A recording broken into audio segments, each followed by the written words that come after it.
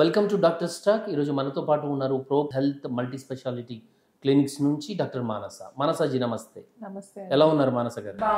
Yes, fine అండి, fine అండి. Doctors ఎప్పటికీ ఫైనే కదా మేడం. జనరల్గా యాంటీబయాటిక్స్ అవసరం ఉన్నా లేకున్నా చిన్న జలుబు చేసినా ఫార్మాకి వెళ్ళి యాంటీబయాటిక్ తీసుకుంటున్నారు. అసలు ఈ మధ్య పేపర్లో చూసిన కొంత అవేర్నెస్ కూడా వస్తూ ఉన్నది. యాంటీబయాటిక్స్ అవసరం ఉన్నా లేకున్నా వాడితే భవిష్యత్తులో చాలా ఇబ్బందులు వస్తాయని అంటూ ఉన్నారు. ఎట్లా ఉండబోతుంది చెప్తారు? కరెక్టే అండి. అది ఏంటంటే యాంటీబయాటిక్స్ అనేది ఓవర్ యూస్ చాలా ఎక్కువ అయిపోయింది. చిన్నగా ఏమున్నా సరే, జలుబున్నా సరే, దగ్గున్నా సరే యాంటీబయాటిక్స్ చాలా ఎక్కువ వాడేస్తున్నారు. దానివల్ల ఏమవుతుంది అంటే రెసిస్టెన్స్ అనేది పెరిగిపోతుంది బాగా.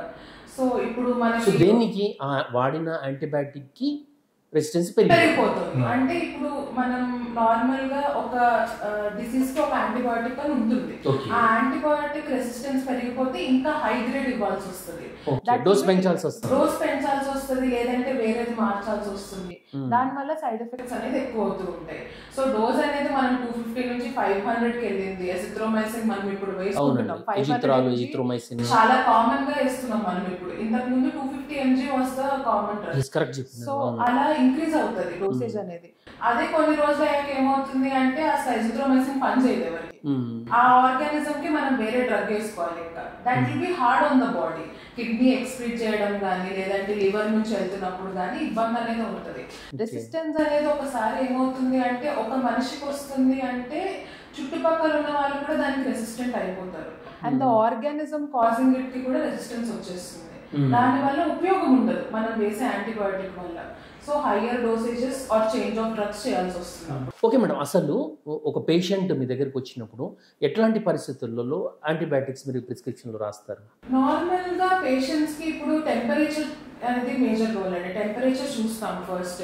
3 days వరకు, 2 to 3 days వరకు మేము ప్రిస్క్రైబ్ చేయమండి యాంటీబయాటిక్స్ నార్మల్ గా. కానీ 3 days తర్వాత మాత్రం ప్రిస్క్రైబ్ చేయాల్సి ఉంటుంది. ఇప్పుడు ఫర్ ఎగ్జాంపుల్ టైఫాయిడ్ కానీ అలాంటివి ఉన్నప్పుడు యాంటీబయాటిక్ అనేది కంపల్సరీ. 3 days అనేది కంపల్సరీ. ఇంకొక విషయం ఏంటి అంటే కోర్స్ కంప్లీట్ చేయాలండి పేషెంట్స్. మేము 3 days కి రాసిస్తాం యాంటీబయాటిక్. 1 day 2 days వేసుకొని ఆపేస్తారు. 1 day 2 days లో తగ్గంగానే ఆపేస్తారు. ఫీవర్ అనేది తగ్గుతుంది ఆబ్వియస్లీ యాంటీబయాటిక్ వేసినప్పుడు. దానివల్ల ఏంటంటే ఆపేస్తారు. అది ఇంకా రెసిస్టెన్స్ క్రియేట్ చేస్తుంది మళ్ళీ. ఎందుకు అంటే ఒక రోజే వేస్తే ఆర్గానిజం అనేది కంప్లీట్ గా డిస్ట్రాయ్ అవ్వదు. సగం డిస్ట్రాయ్ అయ్యేసరికి మళ్ళీ రెసిస్టెన్స్ వచ్చేస్తుంది. సో యాంటీబయాటిక్ అనేది 3 days మీకు కోర్స్ ప్రిస్క్రైబ్ చేస్తే 3 days కంపల్సరీగా యూజ్ చేయాలి. 5 days ప్రిస్క్రైబ్ చేస్తే 5 days యూజ్ చేయాలి. కోర్స్ అనేది ఫినిష్ చేయకుండా మాత్రం వదలకూడదు. అసలు ఎట్లా మామూలుగా సర్జరీలు చేసినప్పుడు కూడా యాంటీబయాటిక్స్ ఎక్కువ వాడుతూ ఉంటారు? సర్జరీస్ కి కంపల్సరీ అండి. అది ప్రికాషనరీ మెజర్. మనం ఏంటి అంటే బాడీలో ఆర్గన్స్ కానీ, లేదంటే మనం స్కిన్ కట్ చేసి లోపలికి వెళ్తున్నాం సర్జరీ అంటే. సో ఇన్ఫెక్షన్ అనేది రాకుండా ఉండాలి. దానికోసం అనేది ప్రికాషనరీగా యాంటీబయాటిక్ ఇచ్చేస్తున్నాం మనం. యాంటీబయాటిక్ అనేది సర్జరీకి కంపల్సరీ. సో ఇలాంటి కంపల్సరీ ఉన్న సిచ్యువేషన్స్ లో మనం యాంటీబయాటిక్స్ వాడుకుంటూ చిన్న వాటికి వాడకుండా ఉంటే రెసిస్టెన్స్ అనేది చాలా తగ్గుతుంది. కానీ మనకి ప్రెసెంట్లీ ఏమవుతుందంటే ఏ చిన్నది వచ్చినా యాంటీబయాటిక్ ఫస్ట్ వేసేసుకుంటుంటే దానివల్ల రెసిస్టెన్స్ అనేది డెవలప్ అవుతుంది.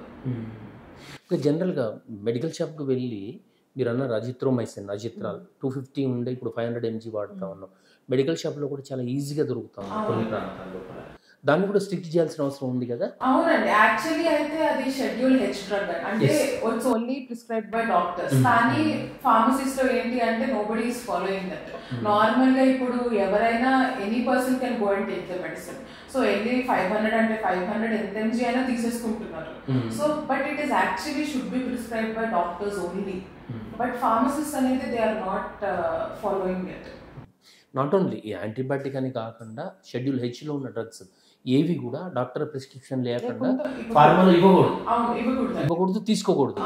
ఒక్కసారి మేడం, ఏదైనా ఒక వ్యాధి వచ్చినప్పుడు, ఏదైనా ఒక డిసీజ్ వచ్చినప్పుడు యాంటీబయాటిక్ లొంగకపోతే ఒక్కసారి నుంచి ఎంత భయంకరంగా కనిపిస్తా ఉందో. అదే అండి, ఒకవేళ మనకు ఒక డిసీజ్ అనేది వచ్చింది, మన దగ్గర ఉన్న యాంటీబయాటిక్స్ అన్ని రెసిస్టెన్స్ ఉంటే నెక్స్ట్ ఏంటి? అనే సిచ్యువేషన్ అనేది ఎవరు ఇప్పుడు ప్రస్తుతానికి ఏంటి అంటే యాంటీబయాటిక్ వేసుకుంటున్నాం, వెంటనే పనికి వెళ్ళగలుగుతున్నాం, వర్క్ చేయగలుగుతున్నాం, అది ఒక్కటే చూసుకుంటున్నాం తప్ప ఫ్యూచర్ కాన్సిక్వెన్సెస్ అనేది people are not able to predict. అందుకనే ఈ మధ్య అవేర్నెస్ చాలా పెంచుతున్నాము. ఏంటి యాంటీబయాటిక్ మీద రెసిస్టెన్స్ వస్తుంది, మీకు ఒకవేళ యాంటీబయాటిక్స్ డాక్టర్స్ ప్రిస్క్రైబ్ చేస్తే డోస్ కంప్లీట్ చేయండి, ఫార్మసీస్కి వెళ్ళి తీసుకోకండి అనేది అవేర్నెస్ మేము చాలా క్రియేట్ చేస్తున్నాం. Because that is absolutely required. Down the line ఒక 20 years తర్వాత ఏ యాంటీబయాటిక్ పనికిరాదు. అప్పుడు మనం ఎంత హైయర్ గ్రేడ్ యాంటీబయాటిక్స్ వెళ్ళాలి అంటే ఆ కిడ్నీస్ వాటన్నిటి మీద ప్రెషర్ పడుతున్నప్పుడు. సో ఖచ్చితంగా దీని మీద పెద్ద ఎత్తున అవేర్నెస్ రావాల్సిన అవసరం ఉంది. అవేర్నెస్ అనేది ప్రతి ఒక్క మనిషికి తెలియాలి. యాంటీబయాటిక్ అనేది ఈజీగా వాడకూడదు, దానికి ఒకవేళ డాక్టర్ ప్రిస్క్రైబ్ చేస్తే వాడాలి అంతే అనే విషయం అనేది ప్రతి ఒక్కరికి తెలియాలి. అండ్ కోర్స్ ఫినిష్ చేయాలి అని ప్రతి ఒక్క పేషెంట్ తెలుసుకోవాలి. అలాగే ప్రతి ఒక్క డాక్టర్ కూడా చెప్పాలి, యాంటీబయాటిక్ ఇచ్చే ముందు మీకు 3 days ఇస్తున్నాము, 3 days కంపల్సరీగా వాడండి, ఫీవర్ ఉన్నా లేకపోయినా వాడండి అనేది కంపల్సరీగా పేషెంట్ అనేది మనం ఇన్ఫార్మ్ చేయాలి. అది డాక్టర్ సైడ్ నా పేషెంట్ సైడ్ ఇద్దరు సైడ్ నుంచి ఎఫర్ట్ ఉంటేనే పాసిబుల్ అవుతుంది. దీనికి తోడుగా ఫార్మసిస్ట్ అనేది ఆ యాంటీబయాటిక్స్ అంత ఈజీగా ఇవ్వకుండా ఉంటే ఇంకా బెటర్ గా ఉంటుంది. చిన్న జలుబు మేడం, చిన్న దగ్గు జలుబు రాగానే హాస్పిటల్కి వెళ్ళడం, ఫార్మాకి వెళ్ళడం, మామూలు కాఫ్కి మందులు తీసుకోవడంతో పాటు ఒక యాంటీబయాటిక్ తీసుకుంటున్నారు, కామన్ అయిపోయింది. ఇది ఈజీగా వెళ్ళిపోయింది కదా, జనాలు చాలా ఈజీగా తీసుకుంటారు. చెప్తున్నాను కదా, ఇప్పుడు కొంచెం ముందు రోజు కూల్ డ్రింక్ ఏదో ఒకటి తాగుతారు, కొంచెం గొంతు అనేది గరగర ఉండి కొంచెం గుట్టలేయడం అది ఇబ్బందిగా ఉంటది, ఇంకా వెంటనే ఫార్మసీకి వెళ్ళి ఎజిథ్రోమైసిన్ అడుగుతారు, ఎజిథ్రోమైసిన్ తీసేసుకుంటున్నారు. దాని వల్లనే మెల్లమెల్లగా రెసిస్టెన్స్ డెవలప్ అయిపోతుంది దానికి.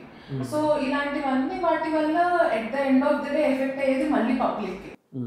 మనం అనుకుంటున్నాము ఇప్పుడు తగ్గిపోతుంది కదా సరే తీసేసుకుందాం అని, కానీ at the end of the day కొన్ని ఇయర్స్ తర్వాత నెక్స్ట్ జరగబోతుంది అదే. యాంటీబయాటిక్స్ అనేవి అన్ని రెసిస్టెన్స్ అయిపోయి దాని తర్వాత మనకి ఏమి ఉండదు. ఒక చిన్న ఆలోచన మేడం, మాత్రం కాస్త నాలెడ్జ్ ఉన్న ఒక చిన్న ఆలోచన చేస్తేనే సర్జరీ చేస్తారు. పుండు మానాలి అంటే యాంటీబయాటిక్ కావాలి. రాబోయే రోజుల్లో యాంటీబయాటిక్ ఇట్లనే వాడుకుంటూ పోతే రేపొద్దున సర్జరీ జరిగి యాంటీబయాటిక్ తీసుకున్నా ఆ పుండు మానలేదంటే ఇంకా ఆ పరిస్థితి ఒక్కసారి చూడండి ఎట్లా. అదే ఇప్పుడు సర్జరీకి అనేది యాంటీబయాటిక్ కంపల్సరీ అండి. ఎందుకంటే నేను చెప్పినట్టు స్కిన్ లో నుంచి లోపలికి వెళ్తున్నాం మనం, అంటే ఫారిన్ ఆబ్జెక్ట్స్ అనేది ఇప్పుడు ఆ స్కాల్పెల్ కానీ సర్జరీలో వాడే ఇన్స్ట్రుమెంట్స్ అన్ని మనం బాడీ లోపలికి తీసుకెళ్తున్నాం. అది మనం ఎంతైనా స్టెరిలైజ్ చేస్తుండొచ్చు, కాకపోతే అది మన బాడీకి అనేది foreign object. When ever foreign object వచ్చింది అంటే మన బాడీ రియాక్ట్ అవుతుంది. రియాక్ట్ అయ్యి మనకి ఏంటి ఫీవర్ ఇవన్నీ వస్తాయి. అది అవ్వకుండా ఉండడానికి మనం యాంటీబయాటిక్స్ వాడతాం. ఇప్పుడు ఆ సిచ్యువేషన్ లో ఇమాజిన్ చేసుకోండి, ఒకవేళ యాంటీబయాటిక్స్ ఏమి పనిచేయకపోతే సర్జరీస్ ఎలా చేయించుకుంటారు.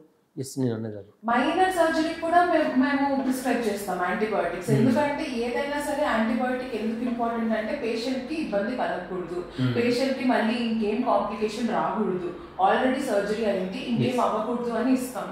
అలాంటి సిచ్యువేషన్ లో ఇఫ్ నో యాంటీబయాటిక్స్ అసలు సర్జరీస్ అనేది చేయలేము ఇంకా మేము అంత కాన్ఫిడెంట్ గా. ఇంత we will be back to మనకి ఎప్పుడో 100 ఏళ్ల క్రితం ఉండేది కదా, యాంటీబయాటిక్స్ లేకుండా అలా సర్జరీలు ఉండేవి కదా, ఊరికే ఇన్ఫెక్షన్ వచ్చేసి అలా అవుతుంది. ఇప్పుడు టెటనస్ అనేది మనం కంప్లీట్ గా ఎరాడికేట్ చేసాం ఇండియాలో. అది కామన్ గా ఎప్పుడు వస్తుంది అంటే మనం సర్జరీస్ చేసేటప్పుడు వస్తుంది టెటనస్ అనేది. ఇప్పుడు మనం టీటీ ఇంజెక్షన్స్ కానీ లేదంటే యాంటీబయాటిక్స్ కానీ అందుకే వాడుతున్నాం. అది మనం ఎరాడికేట్ చేయగలిగాం అప్పుడు. ఎందుకు అంటే because of antibiotic. So antibiotic ని ఏంటి అంటే it's not a bad thing, it's just that people are misusing it. Misuse ని ఆపకపోతే భవిష్యత్తు మాత్రం అంధకారం అయ్యే రెసిస్టెన్స్ చాలా పెరిగిపోయి యూజ్ చేయలేమండి, ఇంకా దేనికి వాడలేము.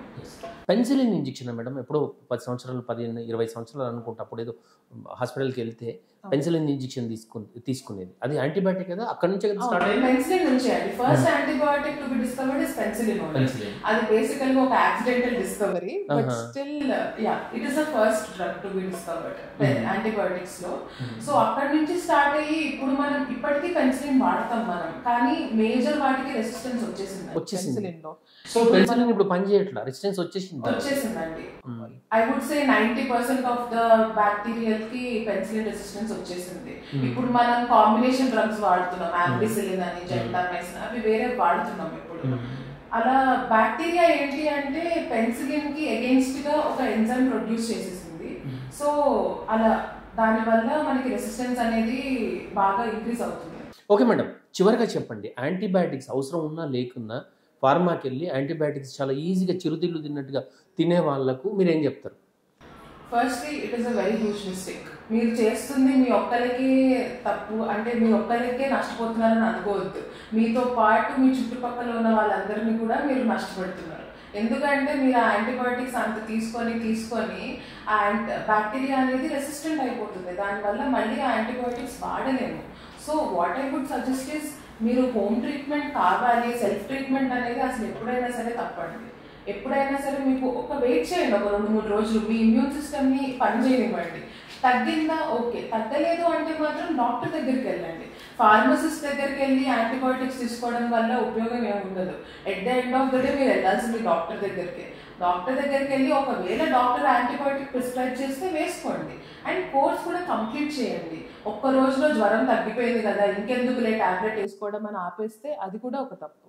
సో కోర్స్ అనేది 3 days ఇస్తాం మేము యాంటీబయాటిక్ చాలా కామన్గా. సో 3 days అనేది కంపల్సరీగా ఫినిష్ చేయాలి. ఓకే మేడం, జనరల్గా మీ దగ్గరకు వచ్చే పేషెంట్స్ కూడా మీరు అవేర్నెస్ చేయాల్సిన అవసరం ఉంది. అవసరం ఉన్నా లేకున్నా యాంటీబయాటిక్ వాడకండి అని చెప్పాల్సిన పరిస్థితి కూడా ఉన్నది. తర్వాత ప్రో హెల్త్ గురించి చెప్పండి. Pro Health multi specialty clinic అండి. We're at Manikonda, Marrichettu junction దగ్గర ఉంది ఇది. సో మల్టీ స్పెషాలిటీ క్లినిక్ కాబట్టి we have all the specialties here. General medicine ఉంది, పల్మనాలజీ, కార్డియాలజీ అండ్ ఆర్థోపెడిషియన్ ఉన్నారు, జనరల్ సర్జన్ ఉన్నారు, and almost all specialties are here. We're open from 9 in the morning to 11:30 in the night. ఎట్టి పరిస్థితుల్లో at all times we have a doctor here and pharmacy ఉంది and lab ఉంది. So investigations అన్ని కూడా ఇక్కడే మీరు చేయించుకోవచ్చు. So any time between 9 and 11:30 we are open. Yes, thank you Manasa garu. Thank you. Okay, thank you Manasa garu. Madam గారు చెప్తున్నట్టుగా ఇంగ్లీష్లో యాంటీ అంటే వ్యతిరేకం, యాంటీబయాటిక్ ఖచ్చితంగా వ్యతిరేకంగానే పనిచేస్తుంది.